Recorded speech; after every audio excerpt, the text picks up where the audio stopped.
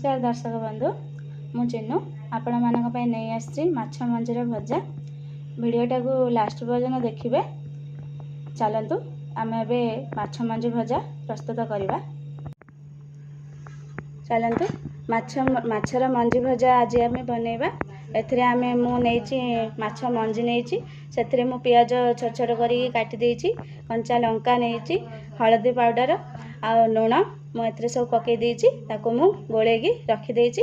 आ आमे एबे माछ मंजी को फ्राई करिबा। देखंतु एबे कड़ाई गरम होई सालानी। एबे आमे तेल पकेइबा।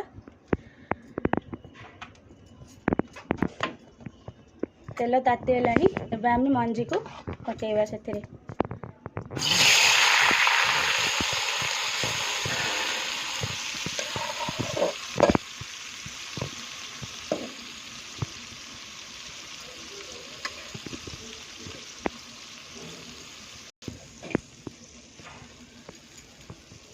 तापर आमे बे घोड़ा घोड़े दबा।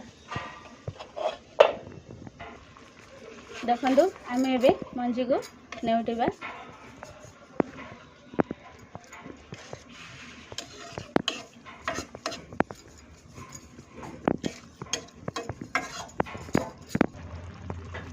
पंद्रह रु 20 मिनिट पर्यंत आमे मंजी को स्लो मीडियम जाल रे बसेइबा।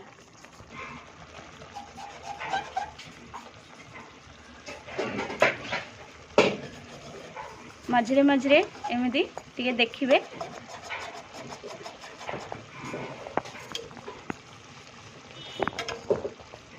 देखंतु आउरी होइनी, आउ टिके बसिबो।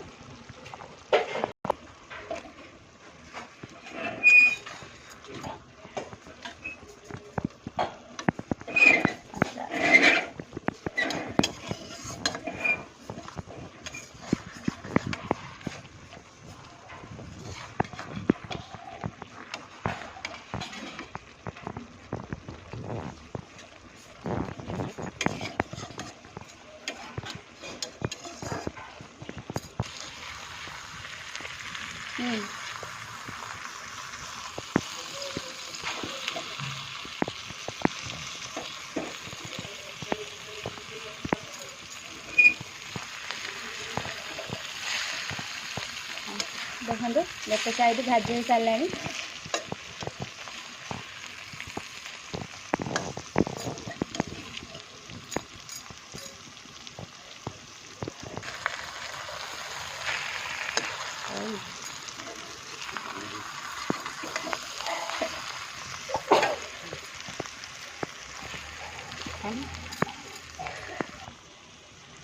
देखंतु मंजी भजा होइगला।